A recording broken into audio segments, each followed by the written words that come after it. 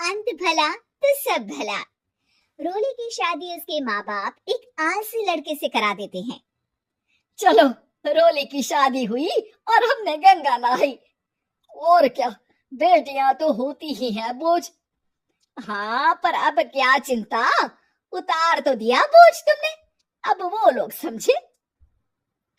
ससुराल में रोली का पति कहता है, देखो, मैं कोई काम नहीं करता, ये बात तुम्हारे मम्मी पापा को बता दी थी मैंने। अब जो किराया आता है दुकान का, उसी से घर का गुजारा करना है। कभी भूल से भी कोशिश ना करना किसी चीज की डिमांड की।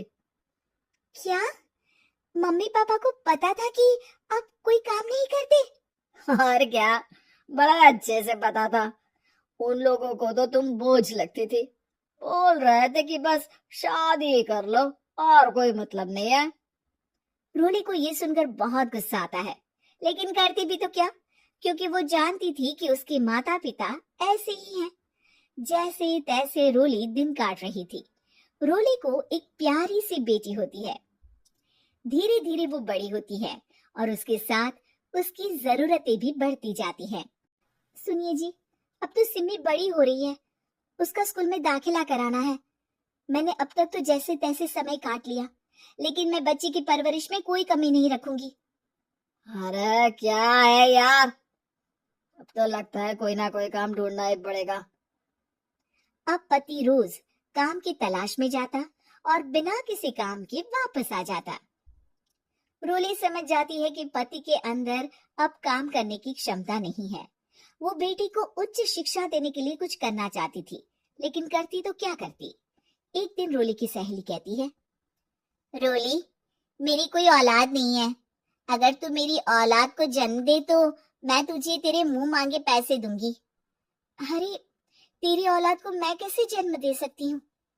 सरोगेसी से बच्चा मेरा और वैभव का ही होगा, लेकिन कोख तेरी होगी। ये संभव है रोली। रोली कुछ सोचकर कहती है, मुझे मंजूर है, लेकिन मैं इसका 2 लाख रुपया लूंगी। अरे कोई बात नहीं, मुझे मंजूर है। रोली खुश हो जाती है कि एक बच्चा पैदा करने का उसे 2 लाख रुपया मिलेगा। वो घर आकर पति को बताती है, वो भी खुश हो जाता है। अब क्या था, डॉक्टर के पास जाकर सहेली का बच्चा रोली की कोख में पलने लगता है। मुझे 20,000 चाहिए मेरी बेटी के एडमिशन के लिए। हाँ हाँ ठीक है, मैं उसके एडमिशन से लेकर सारे खर्चे उसके अकाउंट में डाल रही हूँ। रोली की बेटी का एडमिशन हो जाता है। रोली को लगता है कि वो अब सब कुछ ठीक कर देगी। दिन और महीने आगे बढ़ते हैं। अब एक दिन, एक बात कहूँ जी, काश इस बच्चे को मैं रख पाती। मैं अब इससे काफी जुड़ गई हूँ। अरे यार, पता नहीं किसका बच्चा है, अपने पास है ना अपनी मुन्नी। हाँ, लेकिन अब मैं भी इस बच्चे से जुड़ाव फील करने लगी हूँ, लेकिन मैं ये जानती हूँ कि ये मेरा बच्चा नहीं है। दोनों की जिंदगी ठीक चल रही थी, लेकिन कहते ना कि सुख का पल ज्यादा लंबा नहीं होता। एक दिन रोली की सहेली का फोन आता है। रोली, मुझे अब ये बच्चा नहीं चाहिए, मैं अपने पति को छोड़ रही हूँ। अरे लेकिन मुझे पैसों की जरूरत है, बच्चा तुम्हारा है, मैं क्या करूंगी? सहेली बिना कुछ बोले फोन काट देती है, फोन स्विच ऑफ कर देती है। लेकिन रोली के जीवन का तूफान यही नहीं रुकता। रोले, मैं इतना भार नहीं उठा सकता। आज पढ़ाई का पैसा मांग रही हो, कल को शादी, कॉलेज और पता नहीं क्या क्या। मैं तुम्हें छोड़ रहा हूँ, अपनी बच्ची उठाओ और निकलो इस घर से। अरे पर मैं कर तो रही हूँ ना बच्चे के लिए काम, आप आराम से रहिए ना। क्या काम कर रही हो, देख रहा हूँ मैं। ये छोटा शहर है, यहाँ लोगों को बात बनाते वक्त नहीं लगता। तो मैं क्या करूं? ज्यादा पढ़ी लिखी नहीं हूँ, कैसे घर के खर्चे चलाऊं? और आप तो काम करना ही नहीं चाहते। हाँ, ना चाहता हूँ और ना ही करूंगा। रोली को पति की बात पर काफी गुस्सा आ जाता है। ठीक है, अगर मेरे जीवन में संघर्ष ही लिखा है तो वही सही। इस वक्त पति होने के नाते आपको मेरा साथ देना चाहिए था, लेकिन नहीं, आपने तो इस हाल में मुझे घर से बाहर निकालने की बात कह डाली। देखो, ये सारी फालतू की बातों के लिए वक्त नहीं है मेरे पास। रोली, जिसकी कोख में किसी और का बच्चा था और साथ छोटी सी बेटी, पति का घर छोड़कर रास्ते पर आ जाती है। रोली के पास मायके के सिवा दूसरा कोई रास्ता नहीं होता। अरे रोली कैसी है? कितने दिनों के लिए आई है? हमेशा के लिए माँ। वो माँ को सारी बात बता देती है। ओए लड़की, इतनी हिम्मत का काम कर लिया। अरे ना ना, यहाँ कोई जगह नहीं है। तुम तो अपना बोरिया बिस्तर उठाओ और निकलो यहाँ से। रोली के पास अब मायके का रास्ता भी नहीं बचता। वो चुपचाप बच्ची को लेकर जा रही थी कि उसे दर्द होता है और वो डॉक्टर के पास चली जाती है और फिर वहां वो एक प्यारे से बेटे को जन्म देती है। कितना प्यारा है, कितने अभागे हैं इसके माँ बाप जो इसके पैदा होने पर भी नहीं है। तभी वहां डॉक्टर आ जाती है। रोली, बच्चे के पिता तुमसे मिलना चाहते हैं। आपका बहुत बहुत शुक्रिया।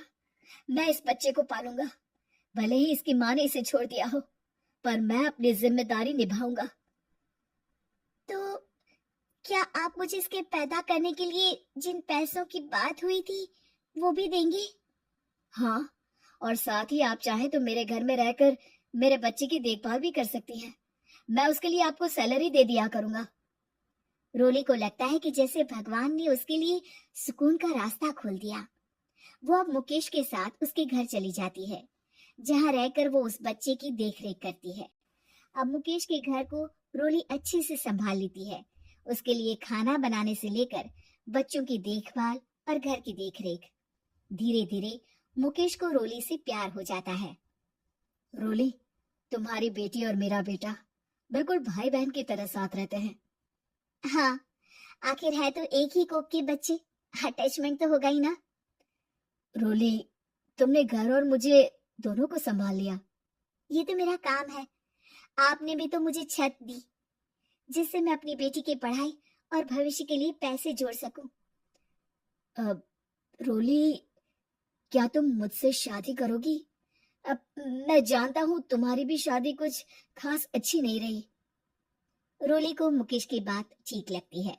वो उसे हाँ बोलने की सोच ही रही होती है कि उसके पहले पति का फोन आ जाता है। रोली, मैं बहुत परेशान हूँ। मेरा एक्सीडेंट हो गया है। मैं चाहता हूँ तुम वापस आ जाओ। रोली को पुराने पति की चिंता होने लगती है। वो सोचती है कि वो क्या कर रही थी। हाँ ठीक है, मैं आ रही हूँ। हाँ रोली, आ जाओ, लेकिन बच्ची को कहीं हॉस्टल में छोड़कर आना, क्योंकि मैं नहीं चाहता कि हम लोगों के बीच फिर से वो सारी बातें हो।